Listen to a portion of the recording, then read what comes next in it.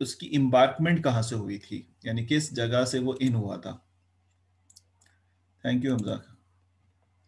तो ये बेसिकली कुछ इंफॉर्मेशन है, these informations are called basically attributes, जो मैं बार बार लिखता हूँ ना एट्रीब्यूट्स। तो मैंने कहा एक दफ़ा डेटा दिखा दूँ ताकि आपको कोई कंफ्यूजन ही ना रहे ना।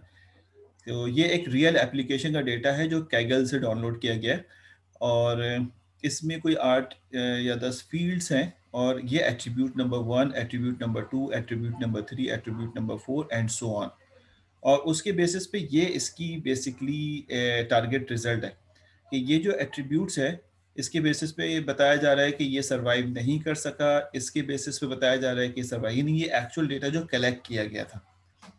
तो अगर आप देखें तो यहाँ पर ये जो सर्वाइव्ड है ये डिस्क्रीट फॉर्मेट में है, आपको नजर ही आ रहा होगा, एक रियल डेटा है बिल्कुल। हमको ये यानी टेलर मेड डेटा सेट है भी नहीं, हमने कैगल से डाउनलोड किया जो टाइटैनिक का डेटा सेट है।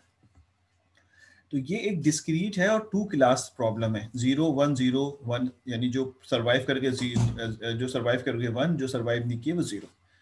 अब अगर हम इसको मशीन लर्निंग की किसी मेथड के ऊपर लेके जाएंगे जो हम सीखेंगे, तो फिर हम ऐसे मेथड को प्रिफेयर करेंगे जो बेसिकली क्लासिफिकेशन बेस हो, नॉट रिग्रेशन बेस। ठीक है। अब इसमें एक इंटरेस्टिंग बात और है जो मैं साथ साथ बताऊं, मैं अभी रिग्रेशन टाइप डेटा सेट भी आपको दिखाता हूं, पहले उससे पहले मैं एक और बात बता दूं, वो ये कि इसको हम लेबल्ड डेटा भी कहते हैं। लेबल्ड डेटा इसलिए कहते हैं कि हर एट्रीब्यूट, अच्छा, हर एक चीज का नाम आपने याद रखना है। आपको याद होगा कि ये जो रॉ है ये एक डेटा कहलाता है, ये पूरी एक रॉ एक डेटा है, इसके अंदर इसके सीक्वेंस नंबर, इसका टारगेट क्लास और हर चीज, ये डेटा लेबल्ड हुआ है। लेबल्ड इस तरह से कि जो भी इंफॉर्मेशन हमें दी गई है उसकी टारगेट वैल्यू हमें पता है कि ये 0 है, और ये डेटा जो भी बेसिकली इसके एट्रीब्यूट्स दिए गए हैं उसके बेसिस पे हमें उसकी टारगेट क्लास पता है ये 1 है, तो इसको कहते हैं लेबल्ड डेटा, यानी इसकी मार्किंग हुई हुई है, लेबल्ड हुआ है ये। अगर यहाँ से हम सपोज करो कि इसको हम इस कॉलम को डिलीट कर देते हैं, टारगेट क्लास को, अब आपके पास कोई ऐसी इंफॉर्मेशन मौजूद नहीं है कि ये जो पहला डेटा है, जो हमें तो एज अ ह्यूमन तो समझ ही नहीं आ रहा है कि पहला इंफॉर्मेशन किस टाइप का है, सेकंड इंफॉर्मेशन किस टाइप की है, हम कंपेयर नहीं कर सकते इन इंफॉर्मेशंस को। ठीक है ना। तो ये बेसिकली इस वक्त मैं अगर डायग्राम से आपको समझाऊं, तो पहले वाला डेटा जो था वो कुछ इस तरह का था। मैं आपको समझाने की कोशिश करता हूं कि यानी अगर मैं इसको अगर आपके लिए कंट्रोल जी करूं, वो भी इसको, ठीक है ना, ये कंट्रोल जी, तो वो सर ये टारगेट वैल्यू दोबारा आ गई। अगर ये इस फॉर्मेट में है और मैं इसका ग्राफ बनाऊं ना, तो ग्राफ कुछ इस तरह बनेगा कि एक सेट ऑफ डेटा जो है वो 0 है, एक सेट ऑफ डेटा जो है वो 0 टारगेट की तरफ है, और एक सेट ऑफ डेटा जो है वो 1 की तरफ है। ये 2 सेट ऑफ डेटा जो है वो हमारे पास एग्जिस्ट करता है, डिफरेंट एट्रीब्यूट्स के बेसिस पे 2 डिसीजन है, या तो वो सरवाइव कर गया या वो सरवाइव नहीं किया, 0 या 1। ये तो समझ में आती होगी बात, जो समझना है हैंड रेस कर लेना। मैंने एहतियातन अभी आप लोगों को क्लोज किया हुआ है, अभी मुझे कॉन्फिडेंस डेवलप हो जाएगा तो मैं ऑन कर दूंगा, क्योंकि मैंने सुना है कुछ आप लोग नहीं, कुछ स्टूडेंट्स हैं दूसरी क्लासों में गड़बड़ कर रहे हैं। अच्छा जी, तो ये तो समझ आ गई ना कि हम इस डेटा को देखें तो यहाँ पर कुछ डेटा ऐसे हैं, ये एट्रीब्यूट्स हैं जो एक बंच ऑफ डेटा 1 क्लास के साथ ताल्लुक रखते हैं, और कुछ डेटा ऐसे हैं जो 0 क्लास के साथ ताल्लुक रखते हैं। हमें ढूंढने की जरूरत नहीं है हमें, हाँ ये कुछ ज्यादा हो सकते हैं कुछ कम हो सकते हैं, ये हमें इससे कोई गर्ज नहीं। इसको कहते हैं क्लस्टर बना हुआ है, लेबल्ड हुए हैं पहले से, ये सारा डेटा लेबल्ड हुआ हुआ है 0, ये सारा डेटा लेबल्ड हुआ हुआ है 1, इसको हम लेबल्ड डेटा भी कहते हैं।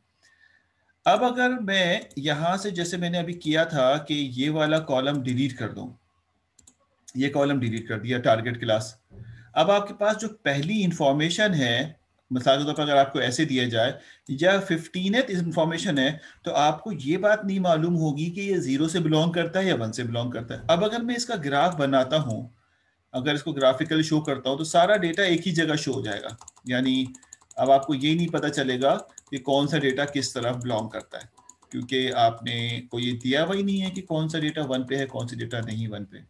Is it clear. जब इस तरह का डेटा दिया जाए जिसमें आपकी टारगेट क्लास या लेबल्ड ना किया हो, वर्ड वैसे अच्छा है लेबल्ड, जब आप दूसरी बात करते हैं, तो जब आपकी लेबल्ड डेटा ना हो, तो फिर आपको क्लस्टरिंग खुद करनी पड़ती है, यानी आपको ढूंढना पड़ता है कि इसमें जो एक से ज्यादा एक जैसे एलिमेंट है उनको एक क्लास बना दें, और जो एक जैसे हैं उनको दूसरी क्लास बना दें। आप 4 क्लस्टर भी बना सकते हैं, 5 क्लस्टर बना, अभी तो 2 दी हुई थी, हमने 2 क्लस्टर की बात कर रहे हैं। लेकिन फिर आपके पास एक मुसीबत का काम खुद लागू हो जाता है कि आप हर डेटा को लेबल्ड खुद करें कि ये वाला डेटा 0 क्या क्लस्टर में है या 1 क्लस्टर में, ये डेटा 0 क्लस्टर में है या 1 क्लस्टर में। ये क्लस्टरिंग जो है वो आपको खुद करनी पड़ेगी। अब ये 2 तरह का हमारे पास जो है वो कैटेगरी मजीद आ गए, यानी आप ये देख रहे हैं कि ये एक क्लासिफिकेशन प्रॉब्लम की प्रॉब्लम है कि सरवाइव किया या नहीं किया, लेकिन उसमें भी 2 तरह के इश्यूज आ गए। एक वो है जो लेबल्ड है और एक वो जो लेबल्ड, समटाइम मतलब लेबल्ड नहीं हुआ हुआ डेटा सेट भी आपको मिलता है और समटाइम लेबल्ड हुआ भी मिलता है। जो लेबल्ड नहीं होता है उसको अनसुपरवाइज्ड लर्निंग कहते हैं, आपने नाम सुना होगा। और जो लेबल्ड होता है वो सुपरवाइज्ड लर्निंग होता है। ठीक है जी जी, बिल्कुल ऐसा ही है, क्लस्टरिंग सुपरवाइज के हिसाब से करेंगे। तो अभी तो हमें पता ही नहीं है ना कि इसमें सर्वाइव्ड क्या था या क्या नहीं था। तो अब हम बेसिकली ढूंढेंगे कि इसमें एक जैसे कौन से हैं और दूसरा सेट ऑफ एक जैसा कौन सा है। तो उसका एक पूरा मैकेनिज्म है, पूरा एक मैकेनिज्म है, वो जब हम पढ़ेंगे तो आपको सिखाऊंगा। अभी तो सिर्फ एक जर्नल बात कर रहा हूँ क्योंकि अभी हम किसी मेथड पे तो आए नहीं, आपको ये सारी बातें एक दफा बता दी जाएंगी ताकि आप इसकी नॉलेज ले लें। कोई आपसे पूछे तो आपको पता हो सुपरवाइज क्या है। whenever anyone asks you what is the supervised, you can easily say that the data should be labeled is called basically supervised learning. If data is not labeled is called unsupervised learning. How to do basically mean working on the unsupervised learning data, मतलब supervise पे तो एक जहन concept बनता है, तो unsupervised पे कैसे काम करते हैं तो वी विल लर्न इंशाल्लाह आफ्टर कपल ऑफ क्लासेस ना। तो लेकिन आपको पता होना चाहिए कि अगर अगर ऐसा हो जाए, जैसे होता है ना समटाइम एक बास्केट है और इसके अंदर बहुत सारे फ्रूट्स रखे हुए हैं और मिक्स में रखे हुए हैं, गैवा है, बनाना है, और बहुत तादाद में रखे हुए हैं डिफरेंट किस्म के। तो आपके पास ये मिक्सिंग है, इस मिक्सिंग की वजह से आपका डेटा जो है वो लेबल्ड नहीं हुआ हुआ। अब अगर आपसे कोई कहे कि भाई इस बास्केट के अंदर इसको कम से कम लेबल्ड कर दो और एक जैसे डेटा को एक तरफ ले जाओ, तो व्हाट यू विल डू, आपकी आंख और आपका दिमाग जो पहले से ट्रेंड हुआ हुआ है एक जैसे डेटा को, अब एक जैसे डेटा का मतलब क्या, अगर ऑरेंज है तो ऑरेंज को एक तरफ कर देंगे, सारे ऑरेंज, सिर्फ कलर के बेसिस पे नहीं बल्कि ऑरेंज जो है वो सारे के सारे एक तरफ चले जाएंगे। उसके बाद जो एप्पल है उनको आप सब में से पिक करेंगे और एक क्लस्टर बना देंगे, और जो बनाना है या मैंगो है उसको एक क्लस्टर, और वट जितने भी फ्रूट हैं। तो आप कहेंगे दिस इज कॉल्ड, अब आपकी मर्जी आप नाम दे दें या फिर कह दें कि सिर्फ ऑरेंज है तो ये ओ कैटेगरी है, ये बेसिकली बनाना है, या फिर गैवा है तो ये जी कैटेगरी है, ये मैंगो है तो एम कैटेगरी। आपने इनको लेबल कर दिया कि ये सारा डेटा जी कैटेगरी का है, ये सारा डेटा जो है। अच्छा, किस बेसिस पे, कुछ फीचर्स होंगे, इसका कलर, इसका टेस्ट, इसका साइज, इसका शेप और वट जो भी है, उस बेसिस पे आपने इन सबों को एक साथ रखा है। आपका दिमाग यही कह रहा था ना कि भाई ये ऑरेंज कलर है, ऑरेंज कलर के तो और भी बहुत सारे फ्रूट होते होंगे, लेकिन आप उसको इस कैटेगरी में लेके नहीं आएंगे। ठीक है, तो इसलिए लेके नहीं आएंगे कि इसका टेस्ट, इसका स्ट्रक्चर और इसकी कैटेगरी वो फीचर्स कहलाते हैं, उस फीचर के बेसिस पे आपने इसको ऑरेंज का। और अगर कोई चीज बाहर से मैच होने के लिए आएगी तो आप उन्हीं फीचर्स को देखते हुए उसको किसी ना किसी एक में क्लासिफाई करेंगे। तो अगर वो पहले से लेबल्ड नहीं हुआ हुआ था तो हमें क्लस्टरिंग उनके फीचर के हिसाब से, यहाँ पे भी फीचर ही तो दिए हुए हैं, तो ह्यूमन के पास इतनी पावर नहीं होती कि वो इसको देख के बता दे कि कौन किससे मैच कर रहा है। मैं कैसे बता सकता हूँ कि वन वाला अदर किसके साथ मैच कर रहा है कि मैं उनको एक ही कैटेगरी में रखूँ, इट्स क्वाइट डिफिकल्ट। तो we have some algorithms of unsupervised learning जो हम इस पे अप्लाई करेंगे, तो वो बेसिकली क्या करेगा, जो एक जैसे पैटर्न है उनको एक तरफ कर देगा और दूसरे जो एक जैसे पैटर्न है उनको अलग कर देगा। नाम आप जो मर्जी दे दें उसको, यहाँ सर्वाइव अनसर्वाइव तो आपकी मर्जी, आप जो भी दे दें, वो तो बता देगा कि इसके अंदर 2 3 4 पैटर्न ये मौजूद है और आप इन पैटर्न को इस्तेमाल कर सकते हैं वट एवर नेम, क्योंकि आप मशीन लर्नर हैं, आप बेसिकली इसके गुरु हैं, तो आपकी मर्जी है कि आप जो नाम इसको सजेस्ट कर दें। वो नाम आपको सजेस्ट थोड़ी करेगा, नाम तो आपने सजेस्ट करना है। ठीक है, तो इससे ही जाहिर हुआ कि हमारे पास क्लासिफिकेशन हो तब भी उसके अंदर, अच्छा है तो 4 कैटेगरीज, मैंने अभी 2 बताई हैं, अभी मैं स्लाइड में बता दूंगा। मैं 2 बहुत मेजर है जो हम पढ़ेंगे क्योंकि इस कोर्स में 2 ही पढ़ने हैं हमें। बाकी 2 टाइम मिलेगा वो तो मिलता नहीं है, तो हम उसमें डिस्कस करेंगे सिर्फ डेफिनेशन के हिसाब से, लेकिन ये तो हम डिटेल में पढ़ेंगे। और उसमें भी सुपरवाइज को ज़्यादा टारगेट करेंगे, अनसुपरवाइज के बारे में पढ़ेंगे, कंप्लीटली इम्प्लीमेंट भी करेंगे उसको, लेकिन बोझ ज़्यादा हमारे पास सुपरवाइज का होगा, क्योंकि अनसुपरवाइज जब लेबल्ड हो जाता है तो फिर वो सुपरवाइज बन जाता है, फिर वैसे ही काम करता है जैसे सुपरवाइज काम कर रहा होता है। यानी मैं उसको लेबल्ड कर दूं तो फिर तो सुपरवाइज हो गया ना, फिर जैसे सुपरवाइज काम करेगा वैसे ही ये काम करे। तो अनसुपरवाइज से सुपरवाइज बनाने के लिए आपको पहले एक मेहनत करनी होती है। ठीक है सर, अनसुपरवाइज डेटा का क्लस्टर के थ्योरी सुपरवाइज में कन्वर्ट करते हैं, क्यों? के का मतलब समझ नहीं आया मुझे। करेंगे जी, के मीन कहते हैं उसको, के मीन, बुशरा के मीन कहलाता है। अच्छा जी, है कुछ एल्गोरिथम जो उसको सुपरवाइज में कन्वर्ट करते हैं, और सुपरवाइज बोलना मुनासिब नहीं होता, इसलिए हम कहते हैं उसको लेबल्ड बना दिया जाता है, लेबल्ड कर दिया जाता है। और लेबल करने का मतलब आपको मैंने समझा दिया है। ये तो था वो डेटा सेट जो कि क्लासिफिकेशन टाइप था, आपको मैंने क्लासिफिकेशन डेटा भी दिखा दिया कि देखो ये क्लासिफिकेशन डेटा है। अब हम यहाँ पे बात करते हैं कि ये जो हमारे पास सुपरवाइज था ना यहाँ पे, इसको हम बंद कर देते हैं, और मैं आपको एक और स्लाइड जो है वो शेयर करता हूँ। इसको मैं, ठीक है, एक और स्लाइड शेयर करता हूँ। ये हमारी एक और स्लाइड है, ये भी कैगल से डाउनलोडेड है, और इसके अंदर तो बहुत सारे फीचर्स हैं, कम से कम 180 फीचर्स इसके अंदर एग्जिस्ट करते हैं, 180 फीचर्स। यानी आप देख रहे होंगे आईडी है, एमएस सब क्लास है, एमएस जोनिंग है, ठीक है, फिर लॉट फ्रंट है, और ये इस तरह के पता नहीं कितने फीचर्स इसमें मौजूद हैं, और हर फीचर की डिस्क्रिप्शन कैगल में एग्जिस्ट करती है। कुछ की शॉर्ट टर्म में आंसर दिया हुआ है, कुछ के लॉन्ग टर्म में आंसर दिया हुआ है, कुछ की न्यूमेरिक है, कुछ के एयर्स है, और वट एवर जो भी है। लेकिन फाइनली जो टारगेट क्लास अगर आप देखें, सब फीचर्स हैं, आप देख रहे हैं कितना ह्यूज काम होगा ये, हम करेंगे इस पे भी इंशाल्लाह काम। तो कहता ये है कि इसका जो टारगेट क्लास है ये डबल सी के अंदर है। ठीक, डबल सी में आखिर में क्या लिखा हुआ है, इसके टाइटल से आपको नजर आ रहा है सेल प्राइस, कि ये बेसिकली सेल प्राइस इसकी जो है वो क्या है। तो सेल प्राइस इसकी लिखी हुई 208500 181500। अब आप देख रहे हैं कोई क्लास नहीं है ये, बल्कि ये डिपेंड कर रहा है कि इसकी वैल्यू क्या है, कितनी वैल्यू। ये पॉइंट में भी हो सकता है, जरूरी नहीं कि पॉइंट में हो तभी हम कहें कंटिन्यूस है। कंटिन्यूस का मतलब होता है किसी कैटेगरी के अंदर नहीं बिलोंग कर रहा कि ये ऐसा होगा या ऐसा होगा, बल्कि वो वैल्यू प्रोड्यूस कर रहा है। इस जैसे लाइन नंबर 13 है, इस प्रॉपर्टी के बेसिस के ऊपर, इन इंफॉर्मेशन के बेसिस के ऊपर इसकी कॉस्ट जो है वो इतनी है। ये कहलाता है basically regression type problem. Regression में आप एक कंटिन्यूस टाइप आपका टारगेट क्लास होता है, और ये इस पे कतई डिपेंड नहीं करता कि आपके एट्रीब्यूट्स कैसे थे, आपके एट्रीब्यूट्स किस टाइप के हैं। ये कंटिन्यूस भी हो सकते हैं, ये कैटेगरिकल भी हो सकते हैं, ये किसी भी टाइप के जो है वो डेटा हो सकता है। तो इस पे आप डिपेंड नहीं करते, बल्कि आप टारगेट क्लास को देखते हुए डिसीजन लेते हैं कि ये बेसिकली किस टाइप की प्रॉब्लम के अंदर एग्जिस्ट करता है। ठीक है, इसलिए मैंने डेटा सेट दिखा दिया। हमें लिखने में थोड़ी सी मतलब जाहिर वहाँ प्रॉब्लम हो रही थी, तो एक्चुअल डेटा सेट, और ये है भी बिल्कुल एक्चुअल डेटा सेट है जो कि कैगल से डाउनलोडेड है। इसमें भी बिल्कुल इसी तरह से है कि when ever you will remove basically, if you will remove this class, अगर आप इसमें टारगेट क्लास रिमूव कर देते हैं, तो ये एक रिग्रेशन टाइप प्रॉब्लम है, लेकिन अब अनसुपरवाइज हो गया क्योंकि लेबल नहीं है, किसी के ऊपर वैल्यूज नहीं दी हुई। ठीक है, तो इस वजह से इसको हम कहते हैं ये एक रिग्रेशन प्रॉब्लम है, लेकिन अनसुपरवाइज है। अनसुपरवाइज रिग्रेशन बहुत डिफिकल्ट है, तो इसलिए अनसुपरवाइज ज्यादातर जो है वो डील होता है क्लासिफिकेशन के अंदर, क्योंकि ये कैटेगरी बताना।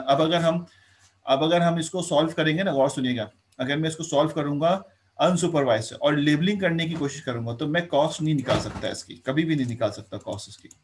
तो मैं इसको कैटेगरी बता दूंगा कि ये वाले घर एक तरह के हैं, ये वाले घर एक तरह के हैं, ये वाले घर एक तरह के हैं, तो अगेन ये क्लासिफिकेशन में चला जाएगा। तो नॉर्मली अनसुपरवाइज लर्निंग जो है वो डील होता है किसके अंदर, क्लासिफिकेशन प्रॉब्लम है। अब अगर मैंने इसकी क्लास को यहाँ से टारगेट क्लास को डिलीट कर दिया है, तो ये क्वाइट डिफिकल्ट है कि मैं इसको अनसुपरवाइज से वो कर सकूं कि कितनी का ये वैल्यू था। तो इसलिए अनसुपरवाइज को आप ना एज्यूम करें कि वो किसी रिग्रेशन टाइप के ऊपर अप्लाई हो सकेगा। ठीक है, होगा, काफी डिफिकल्ट है, यानी आप उसको पहले क्लासिफिकेशन में लेके आए, फिर एक कैटेगरी बनाए, फिर वैल्यू असाइन करें, तो इज डिफिकल्ट टास्क ना। तो ये हमारे पास, अब मैं अगर स्लाइड पे दोबारा जाता हूँ, ये तो सिर्फ एक जानकारी है, आप भी पढ़ सकते हैं, कहीं ना कहीं से आपको मटेरियल मिल ही जाएगा। मैंने आपको वैसे भी बता चुका हूँ कि आप एनडीएनजीओ की स्लाइड्स को ज़रूर पढ़ लें, तो वो आपको बहुत, यहाँ तक हमने स्लाइड पढ़ ली थी लास्ट क्लास में, और आपको मैंने क्वेश्चन पूछ लिया था आपसे, और अब इसके बाद ये बात स्लाइड हमें पढ़ानी थी। आप देख रहे हैं इसमें चार, there are several types of the learning algorithm. Learning algorithm के कई डिफरेंट टाइप्स हैं। एक इसमें से सुपरवाइज लर्निंग है, जब डेटा लेबल्ड हो। अनसुपरवाइज लर्निंग है, जब डेटा लेबल्ड ना हो। लेबल का मतलब ये नहीं कि उसकी सीक्वेंस नंबर 1 2 3 दिया, नहीं, बल्कि टारगेट क्लास एग्जिस्ट करती है या नहीं करती है। सेमी सुपरवाइज है, कुछ लेबल्ड है, कुछ लेबल्ड नहीं है। री इन्फोर्समेंट एक अलग कैटेगरी है। तो ये चार कैटेगरीज में लर्निंग की जाती है मशीन लर्निंग के। बहुत पॉपुलर हैं ये चारों के चारों। इसमें से जो बेसिक दो हैं जो अंडर ग्रेड में पढ़ाए जाते हैं, वो ये दो हैं, सुपरवाइज लर्निंग और अनसुपरवाइज लर्निंग। तो हम सुपरवाइज में सबसे पहले सुपरवाइज लर्निंग को हिट करेंगे, और इसमें बेसिकली रिग्रेशन टाइप प्रॉब्लम और क्लासिफिकेशन टाइप प्रॉब्लम को डिस्कस करेंगे। जब ये खत्म हो जाएंगे डिफरेंट टाइप के, फिर हम इसके ऊपर आएंगे, और अगर हमें टाइम मिल गया तो फिर हम इसके ऊपर जाएंगे, क्योंकि इनके बाद एक टॉपिक और है जो कि डायमेंशन रिडक्शन का, वो पढ़ाना होता है। तो देखते हैं, लेट्स सी कितना पढ़ सकते हैं, वो तो आपके ऊपर है। अच्छा जी, यहाँ तक अगर कोई बात नहीं पूछनी तो हम आगे जाते हैं। और उसने यहाँ पर हमें समझाने की कोशिश की है डिफरेंट डिफरेंट मशीन लर्निंग का काम कैसे होता है। मैं आपको पहले बता चुका हूँ। इस डायग्राम से पहले मैं एक डायग्राम खुद अपनी बना देता हूँ, तो आपको दोबारा से उस डायग्राम को देख के कोई प्रॉब्लम ना हो। आपको याद होगा हमने कहा था हमारे पास डेटा सेट होता है। डेटा सेट जो हमें दिया जाता है, जैसे भी आपको डेटा सेट मैंने दिखाया, अगर ये ऑलरेडी लेबल्ड है, अगर इसके ऊपर टारगेट क्लास मौजूद है, तो आप इसको एक मॉडल बनाने के लिए भेज देते हैं। किस मॉडल से? मशीन लर्निंग की मॉडलिंग के लिए भेज देते हैं। मशीन लर्निंग इन डेटास को देखते हुए और इसके टारगेट क्लास को देखते हुए एक स्ट्रक्चर डिज़ाइन कर लेता है, एक मॉडल बना लेता है, और उसको हम कहते हैं कि वो ये मॉडल तैयार हो गया। ठीक है, मॉडल इस तरह होता है कि वो ट्रेन हो जाता है, इसको कहते हैं ट्रेनिंग कर ली, इसने अपने आप को सिखा लिया। अब अगर कोई टेस्ट डेटा यहाँ से आता है कि भाई ये टेस्ट डेटा है, और यकीनन टेस्ट डेटा में वही एट्रीब्यूट्स होंगे जो एट्रीब्यूट्स यहाँ पे एग्जिस्ट करते हैं, और उसकी टारगेट क्लास अगर मिसिंग हो तो वो डेफिनेटली यहाँ पे वो मॉडल।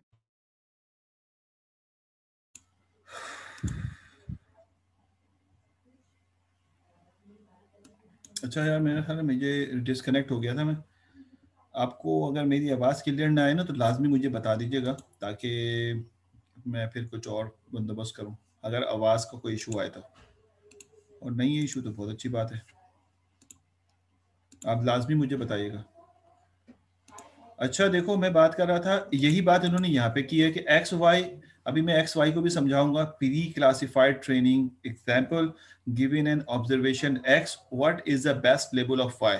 ये बात समझ आ रही है कि एक्स जो है वो आपका वो डेटा है जिसके कुछ एट्रीब्यूट्स हैं, ये आपको समझना है, बस उसको ऐसा नहीं सोचना है यार चलो गुजारा हो जाएगा।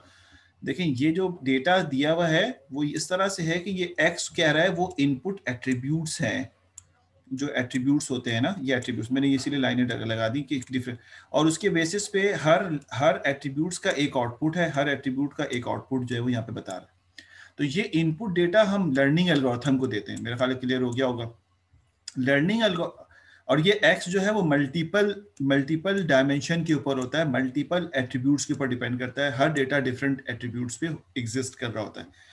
फिर वो मशीन हमने लर्निंग एल्गोरिथम को दिया, उसने उसका मॉडल जो है वो तैयार कर लिया। मॉडल तैयार करने के बाद फिर जब मॉडल रेडी हो गया, तो एक न्यू इनपुट जिसको हमने टेस्ट का नाम दिया था, वो टेस्ट यहाँ से आया। टेस्ट ने मॉडल को हिट किया, मॉडल क्योंकि ट्रेन हो चुका है तो वो आउटपुट बता देगा कि इस इनपुट का आउटपुट क्या होना है। तो this is called basically supervise learning type of issues ना। तो ये हम पढ़ चुके हैं, मैं इसको आगे की तरफ लेके जाता हूँ। ये सारी बातें हमने डिस्कस कर ली हैं, तो मैं इसको रीड नहीं करूंगा। आपको अगर नहीं समझ आए तो पूछ लो। Similarly supervised learning classification problem, ये उसकी दूसरी डायग्राम है। ठीक है, आप यहाँ पे इसने सेपरेट करके दिया, सेपरेट करके ये कि आप डायग्राम से बिल्कुल कंफ्यूज ना हो। ये वाला पार्ट जो है, ये वाला पार्ट जो इन्होंने दिया, इस पार्ट जो मैंने रेड किया है, ये पार्ट आपका एक्स है, और ये वाला पार्ट जो है वो करस्पॉन्डिंग इसके लेबल्स हैं, यानी इसके टारगेट वैल्यूज है। करस्पॉन्डिंग टारगेट वैल्यूज का मतलब इस तरह होता है कि अगर आपके पास ये एट्रीब्यूट्स हैं, जब हम मशीन लर्निंग प्रॉब्लम को सॉल्व करते हैं ना, तो इसको हम टारगेट वैल्यू को अलग कर लेते हैं, लेकिन होता ये अगर ये अलग हो भी गया है तो करस्पॉन्डिंग वैल्यू ही उसको प्रेजेंट कर रही होती है कि ये वाले एट्रीब्यूट का टारगेट वैल्यू ये है इस एट्रीब्यूट।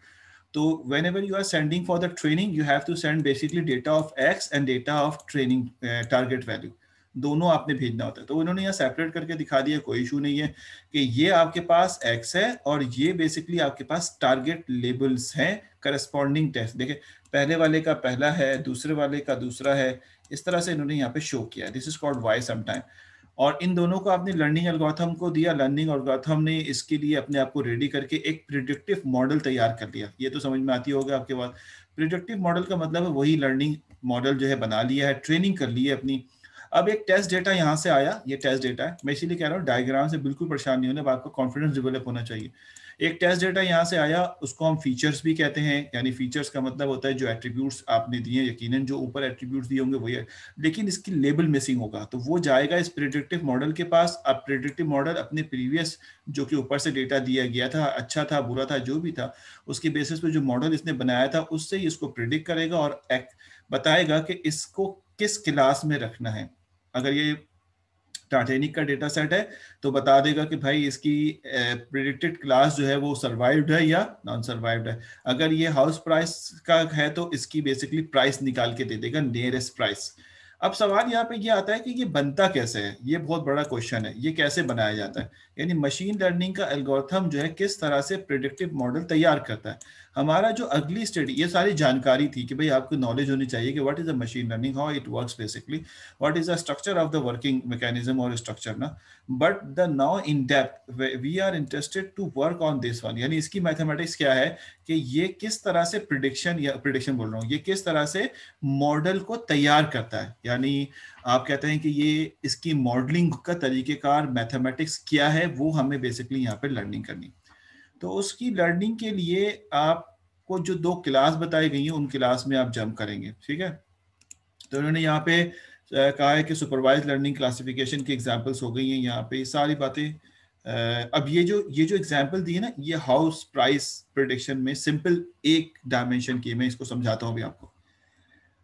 कहता ये है कि आपके पास ये एक बेसिकली साइज ऑफ हाउस है और ये उसकी प्राइस है, ठीक।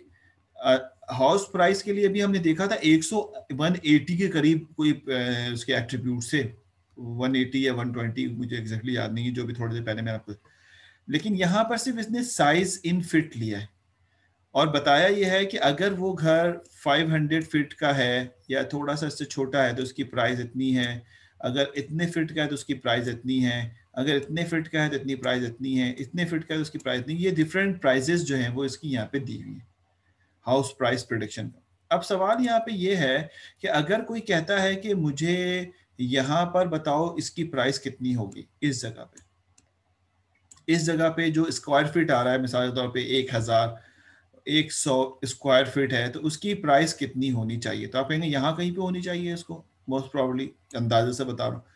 तो होता क्या है, ये हम अपनी 9-10 क्लासेस में भी पढ़ चुके हैं कि आप इसके ऊपर एक लाइन फिट करेंगे और ऐसी बेस्ट लाइन फिट करेंगे कि जो बेसिकली इसके ऊपर इस तरह से हो कि हर जो डेटा एक्चुअल दिया हुआ है वो इससे बहुत नियरेस्ट होना चाहिए। ये लाइन एक ऐसी लाइन आपने सजेस्ट की, हालांकि बहुत सारी लाइनें बन सकती हैं, एक लाइन यूं भी बनाई जा सकती है, हम आप तो ये तो डिपेंड करता है, ऐसे बना लें आप, ठीक है। कौन सी लाइन आप सजेस्ट करेंगे वो तो एक अलग बात है। अभी जो मैंने रेड की, मैंने कहा ये एक सजेस्टेड लाइन है और ये एक ऐसी लाइन होनी चाहिए जिसका जो बेसिकली हर पॉइंट से नियरेस्ट डिस्टेंस देती हो, इसका इस पॉइंट से लाइन से नियरेस्ट डिस्टेंस हो, इससे नियरेस्ट डिस्टेंस हो नहीं सकता हो। तो ये एक लाइन आपने बनाई, इस लाइन के बेसिस पे मैं ये ब्लू को खत्म कर देता हूं ताकि आपको कंफ्यूजन हो। इस लाइन के बेसिस पे बेसिकली आपने सबके डिस्टेंसेस यहाँ से कैलकुलेट कर लिए, तो आपने कहा हाँ ये लाइन बेस्ट है, हो गया। अब आपको मालूम क्या करना था, आपको मालूम करना था कि यहाँ पर एक स्क्वायर फीट है, इसकी प्राइस क्या है। तो इसकी प्राइस निकालने के लिए अब आप कहेंगे कि यहाँ से इस लाइन को जो हिट करेगा वो इसकी प्राइस आ जाएगी, तो इस लाइन को हिट किया यहाँ पे तो इसकी प्राइस जो है वो ये आ गई। तो अगर इस तरह से प्राइस जो आ गई तो ये आपने बेसिकली एक रिग्रेशन टाइप प्रॉब्लम को सॉल्व कर लिया। डेटा दिया हुआ था और आपने उस डेटा के अगेंस्ट में एक लाइन जो है वो ड्रॉ कर ली और आपने कहा कि भाई मेरा रिजल्ट जो है वो यहाँ पे हिट कर रहा है, यानी $201 में इसकी कॉस्ट होनी चाहिए, तो $201 पे जाके ये इसको मिलेगा। Sir can you please revise the concept of the line, I always get confuse about this, is this line present assumption और एनी। अभी मैं बताता हूँ जिशान, कोई इशू ही नहीं है ये तो। अभी तो हमें इसमें पता नहीं एक पूरी क्लास अभी लेनी है, अभी तो एक आइडिया दे रहा हूँ मैं आपको, मैं रिवाइज किया उसको पूरे मैथमेटिक्स समझाऊंगा इसकी, ठीक है ना। अच्छा वो आपने पूछ लिया। तो बात क्या हो रही थी, बात मैं दोबारा बताता हूँ। This is called basically supervised learning but regression type problem. Regression इसलिए कि हम वैल्यू के निकाल रहे हैं, क्लास नहीं बता रहे। तो वो कह रहा ये है कि ये कुछ पहले से डेटा दिया हुआ है, ये डेटा कुछ इस तरह दिया हुआ है कि अगर आप टेबुलेटेड में देखें तो यूं दिया हुआ होगा कि ये x है और ये इसकी टारगेट वैल्यू y है। x का मतलब ये हुआ कि मिसाल के तौर पे अगर 500 साइज है तो इसकी वैल्यू जो है वो 100 है, और फला है तो फला है। अच्छा अब मैं इसमें बहुत इंपॉर्टेंट बातें बोलता जाऊंगा और आपको बताता जाऊंगा और कई दफा रिपीट करूंगा। इस वक्त ये टारगेट है ना, तो इसका एक ही एट्रीब्यूट है। कितने एट्रीब्यूट है? एक। अगर एक एट्रीब्यूट है तो ये वन डायमेंशनल डेटा है। अगर इसके दो एट्रीब्यूट होते तो टू डायमेंशनल, अगर इसके तीन एट्रीब्यूट होते थ्री डायमेंशनल, अगर इसके फोर एट्रीब्यूट होते तो फोर डायमेंशनल। अच्छा इसमें हम यहाँ पर ग्राफ में दो डायमेंशन शो कर रहे हैं क्योंकि एक डायमेंशन तो फिक्स हो जाती है टारगेट के लिए और एक डायमेंशन बच जाती है जो कि एट्रीब्यूट्स के लिए, ठीक है। हम अपनी, ये सुनना मैं क्या कह रहा हूँ, बहुत मुश्किल से स्टूडेंट ग्रैब करता है, इसलिए मैं बार बार ही बता रहा हूँ कि आपके पास इस वक्त एक्सेस टू डायमेंशन का आया हुआ है लेकिन डेटा वन डायमेंशनल है। वन डायमेंशनल इसलिए है कि एक डेटा तो बेसिकली आपके पास टारगेट के लिए फिक्स हो गया, ये वाली लाइन तो टारगेट के लिए फिक्स हो गई। अब सवाल ये है कि आप कितने एट्रीब्यूट्स यहाँ पे शो कर सकते हैं। यानी अगर मैं एक और एक्सेस बनाऊं तो वो यूं बनेगा। अब ये हो गया टू डायमेंशनल, है तो डायग्राम थ्री डायमेंशनल लेकिन एट्रीब्यूट्स दो शो हो रहे हैं। एक इस लाइन पे शो हो रहे हैं, हो सकता है कि ये साइज है और ये वाला एट्रीब्यूट जो है वो इसका मिसाल के तौर एरिया हो जाए, किस एरिया में है उसके बेसिस पे। अब अगर कोई और भी एट्रीब्यूट इसके अंदर हो तो मुझे सिर्फ ये बताओ कि मैं इस मतलब स्लाइड में उस एट्रीब्यूट को शो कैसे करूंगा, यानी वो यहाँ पे इस तरह से शो कैसे होगा। और अगर इसके 5 6 7 एट्रीब्यूट हो तो हम यहाँ शो नहीं कर सकते। तो ये एक कंस्ट्रेंट है हमारा, ये हमारी एक कंपल्जन है, मजबूरी है कि हम यहाँ पर मोर देन वन डायमेंशन को शो नहीं कर सकते। वन डायमेंशन से मुराद क्या है? एक तो टारगेट के लिए और एक डायमेंशन आप शो कर रहे हैं। अगर 80 डायमेंशन है तो हाउ यू विल प्रेजेंट। तो हम सारी बातें करते वन डायमेंशन पे लेकिन इसके पीछे सारा का सारा हिस्ट्री जो है वो मल्टीपल डायमेंशन के ऊपर काम कर रहा होता है। यानी ये बात आपको बिल्कुल क्लियर समझनी चाहिए कि इस वक्त ये एक डायमेंशन यानी सिर्फ साइज ऑफ फिट को जो है इसने यहाँ पे कंसीडर किया, बल्कि एक हाउस प्राइस को निकालने के लिए कई डायमेंशन जो है वो एग्जिस्ट करती हैं। जी एज्यूम भी नहीं कर सकते ना, एज्यूम करके मैथमेटिक्स नहीं बना सकते। तो हम वन डायमेंशन पे रहते हुए मैथमेटिक्स बनाएंगे और ये एज्यूम करेंगे, हाँ ये तुम्हारी बात सही है कि ये बेसिकली मल्टीपल डायमेंशन में भी ऐसा ही काम करेगा और फिर प्रूफ करेंगे उसको। ऐसा नहीं है कि करेगा, बल्कि फिर मल्टीपल डायमेंशन की मैथमेटिक्स भी ड्राइव की जाएगी इसी के सामने रखते हुए। इवन के बहुत कम ऐसे बड़े कंप्यूटर भी हैं जो कि आपको 80 डायमेंशन शो कर दें। चलो 3 और 4 डायमेंशन फिर भी शो हो जाती हैं, लेकिन 80 डायमेंशन, यानी अभी जैसे मैंने आपको दिखाया था हाउस प्राइस प्रिडिक्शन या टाइटैनिक का डेटा सेट, उसमें 12 टाइटैनिक में 12 एट्रीब्यूट्स है, 12 डायमेंशन शो नहीं कर सकते। 12 dimension how you will present in your computer. और इसी तरह से house price prediction basically, house price prediction में 180 जो है वो डायमेंशन थी, या चलो मुझे याद नहीं 80 होंगी, मैं ज्यादा कह गया तो 80 भी 80 जो डायमेंशन है वो भी शो नहीं हो सकती। तो आसानी के लिए सिर्फ ये एक डायमेंशन शो हो रही है, ये एक डायमेंशन जो कि स्क्वायर फीट है, यानी इस एट्रीब्यूट के बेसिस पे इसकी कॉस्ट पहले से गिवन है। शायद ये समझ आ गई होगी, बात नहीं आई तो आगे भी आ जाएगी। हर एट्रीब्यूट पर ग्राफ प्लॉट होगा जी, हर एट्रीब्यूट पर ग्राफ अलग अलग प्लॉट हो ही नहीं सकता ना, तो फिर तो गेम हो ही नहीं।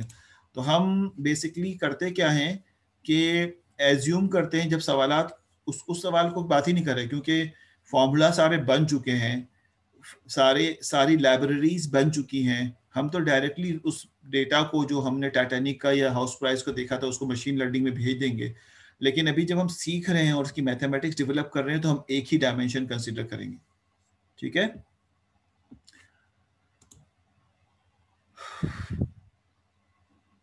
नहीं, ये आप समझे नहीं मेरी बात, आप बहुत कंफ्यूज हो रहे हैं अभी अबीर मुस्तफ़ा।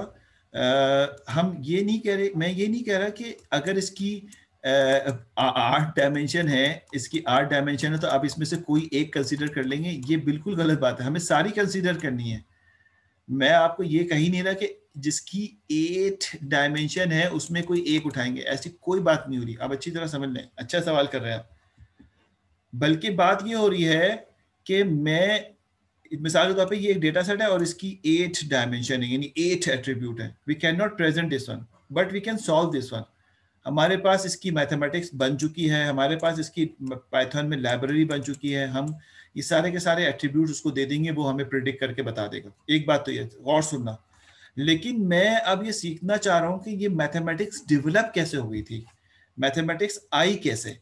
तो उसको समझने के लिए मैं इसमें से नहीं बल्कि मैं एक नया डेटा सेट ले रहा हूं जिसमें ये कह रहा हूं कि उसमें है ही एक डायमेंशन, यानी मैंने पिक नहीं किया बल्कि उसमें एग्जिस्ट ही एक ही डायमेंशन करती है, मैंने ऐसा डेटा सेट पिक किया और ये उसकी टारगेट क्लास है, चाहे रिग्रेशन हो चाहे क्लासिफिकेशन हो। तो एक डायमेंशन वाला डेटा सेट इसलिए लिया है ताकि मैं इसकी मैथमेटिक्स को सीख सकूं, इसकी मैथ्स को देख सकूं और वो उसको ग्राफिकल प्रेजेंट कर सकूं। क्लियर है ना? तो ये बस थोड़ी सी बात है। जी जी, कंसीडर किया हुआ, और जो हम 1 डायमेंशन पे करेंगे उसके बाद इनहेंस करेंगे उसको मल्टीपल डायमेंशन के ऊपर और उसकी मैथमेटिक्स बना लेंगे। व्यू कराने के लिए इस वक्त हमने कहा है कि हमारा डेटा सेट एग्जिस्ट ही 1 डायमेंशन पे करता है। ये आस्ते आस्ते आपको समझ आ जाएगा, अभी नहीं अगली क्लास में आ जाएगा, अगली थ्योरी में आ जाएगा। तो ये इंशाल्लाह मैं 100% उम्मीद करता हूँ कि ये बात आपके क्लियर हो जाएगी। तो हमने ऐसा नहीं किया कि हमारे पास कोई डेटा सेट था उसमें से एक सैंपल उठाया, बल्कि हमने डेटा सेट ही ऐसा उठाया जिसमें था ही एक डायमेंशन। हालांकि 2 डायमेंशनल डायग्राम है, लेकिन क्योंकि एक डायमेंशन तो टारगेट के लिए फिक्स हो गई तो इसको डायमेंशन हम कंसीडर नहीं करते, हमारा एट्रीब्यूट डायमेंशन होता है तो वो एक ही डेटा है। अच्छा खैर चलो, लंबी बात हो गई है। तो ये जो डेटा सेट है ये ऑलरेडी गिवन है, जो क्रॉस मार्क लगा हुआ है ये ऑलरेडी गिवन है, यानी इस साइज पे ये वर्थ, इस साइज पे ये वर्थ। कोई पूछ रहा है यहाँ पे क्या होगा, तो अभी मिस्टर जिशान यासीन ने पूछा था लाइन कैसे बना रहे हैं, वो भी हम बता देंगे। सिर्फ ये बता रहा हूँ कैसे बना रहे हैं, ये तो एक अलग दुनिया ही अलग है ना, अभी हम उस पर जाने वाले हैं। लेकिन मैं बता रहा हूँ कि एक लाइन अगर हम यहाँ बना लें जो कि सबसे बेहतरीन लाइन हो और जो तमाम डेटा पॉइंट जो गिवन है उससे करीब तरीन लाइन हो, तो हम कहेंगे कि हाँ ये लाइन मेरे लिए बेस्ट फिट लाइन है। कैसे होती है, कैसे होगी, कहाँ, मतलब हम क्या फार्मूला लगाएंगे वो तो अलग बात है। तो वो बेस्ट फिट लाइन है, ठीक है। अब अगर आपसे कोई कह रहा है कि इस जगह पे कोई हाउस प्राइस प्रिडिक्ट करना, बताइए कितना होगा, तो आप कहेंगे यहाँ से एक लाइन जो है यहाँ पे पॉइंट करो और जो कॉस्ट ये बता रहे हो वो बता दो उसको। तो जो कॉस्ट आ रही हो आप बता दो। अब बेस्ट फिट है, कोई कहता है अच्छा बताओ यहाँ पे क्या कॉस्ट होगी, आपने कहा जो लाइन यहाँ से, सॉरी, जो लाइन यहाँ से उसको हिट करेगी और जो यहाँ पे कॉस्ट होगी वो। अब सवाल यहाँ पे ये है, जैसे जिशान यासीन ने पूछा था कि ये वाली लाइन बनेगी कैसे और इस लाइन को कहते क्या है। तो क्योंकि ये लाइन एक रिग्रेशन लाइन, अच्छा ये बेसिकली एक प्रॉब्लम भी रिग्रेशन का है, और इस लाइन को हम कहते हैं लीनियर। लीनियर इसलिए कि स्ट्रेट लाइन है और लीनियर रिग्रेशन लाइन कहलाती है, ठीक है। एक्यूरेसी लाइन है सर, एक्यूरेसी अभी तो हम नहीं पहुंचे राफिया सर, अभी हम एक्यूरेसी पे नहीं पहुंचा, एक्यूरेसी तो मैं बताऊंगा। ये लीनियर रिग्रेशन लाइन कहलाती है, ठीक है, रिग्रेशन लाइन कहते हैं इसे। और रिग्रेशन लाइन के साथ लीनियर इसलिए लगा रहा हूँ कि स्ट्रेट लाइन है। अच्छा, मैं इसको अगर गौर सुनिएगा, आप कह रहे हैं यार सर इतना आपने ये लाइन बनाई है, क्या हम इसमें इस तरह से कोई कर्व नहीं बना सकते इस तरह का, तो वो तो और बेहतर अंदाज में आंसर देगा। इस तरह का कर्व बना सकते हैं बिल्कुल। अगर हम ऐसा कर्व बना लेते हैं तो इसका आंसर, सॉरी, अगर हम कोई इसके ऊपर कोई ऐसी मैपिंग कर लेते हैं कि एक कर्व आ जाए, तो आपको अंदाजा हो रहा है ना कि ये लाइन से बेहतर है। और जब मैं यहाँ पर कोई पॉइंट पे, इस पॉइंट पे कोई रिजल्ट हासिल करना चाहूंगा, तो वो बता देगा कि भाई इसकी कॉस्ट इतनी है, अब जरा बेहतर रिजल्ट दे रहा है। पहले अगर लाइन बना रहा था तो यहाँ पे आंसर दे रहा था। तो ये कर्व बनाने के लिए फिर हमें लीनियर रिग्रेशन लाइन की जरूरत नहीं पड़ेगी, फिर हम क्वाड्रेटिक, ये क्यूबिक रिग्रेशन के ऊपर चले जाएंगे और उस बेसिस पे उसको हम सॉल्व करेंगे। हाँ, होती तो कॉम्प्लेक्स है लेकिन बन जाएगी, कोई मसला नहीं। असल में मैथमेटिक्स कहते हैं पैटर्न अगर आपको आता है तो आप बना सकते हैं, लेकिन अगर कोई कहता है कि भाई इतना ये बना लो ना, इस तरह बना लो, अगर ऐसा कर्व बन जाए तो क्या बात है, अगर ऐसा कर्व बना ले तो क्या बात है, सब लाइनों को मिला के बना लो, ठीक है। एक कर्व पहले भी बनाया मैंने, वो एक ही कर्व था, लेकिन यहाँ पे इस तरह बना लो। तो ये जो कर्व है ये भी बनाया जा सकता है, कोई मुश्किल काम नहीं है, लेकिन इस मशीन लर्निंग में एक वर्ड इस्तेमाल होता है ओवर फिटिंग और अंडर फिटिंग के नाम से। तो वो जो ओवर फिटिंग और अंडर फिटिंग है वो इन्हीं वजूहत की वजह से होता है कि आप इतनी ज्यादा उसको एक्यूरेसी की तरफ ले जाने, जो भी इन्होंने वर्ड यूज किया था ना एक्यूरेसी का मतलब है इतनी एक्यूरेसी का वर्ड यूज नहीं करो, इतनी एक्यूरेट कनेक्शन करना चाहते हैं कि ये ओवर फिटिंग जो है वो हो जाता है। ओवर फिटिंग का मतलब ये है कि जब आप यहाँ वैल्यू रखते हैं तो वहां पे कोई पीक निकली हुई होती है, उस पीक की वजह से आप ऊपर चले जाते हैं, ओवर फिटिंग। सही है, या कोई डाउन होता है तो फिर यहाँ पे आप नीचे की तरफ आ जाते हैं। तो इसलिए हम इतना ज्यादा इसके ऊपर जो है, हाँ, मिस क्लासिफिकेशन यानी गलत, एरर ज्यादा बढ़ गया इसके अंदर, बिल्कुल ऐसा ही एरर जो है वो ज्यादा आ गया। सवालात के जवाब भी दे रहा हूँ साथ साथ में। तो इसलिए हम बेसिकली इनिशियली इस पे एक रिग्रेशन लाइन, और रिग्रेशन लाइन इतनी पावरफुल है आप हैरान हो जाएंगे, इट इज सच पावरफुल कि इतना पावरफुल है कि अभी मतलब ये नहीं समझो कि ये कोई पुरानी बात हो गई और अब यूज नहीं हो रही। रिग्रेशन लाइन इतनी पावरफुल है कि बड़े बड़े इदारों में, जो कि मार्केटिंग का इदारा है, किसी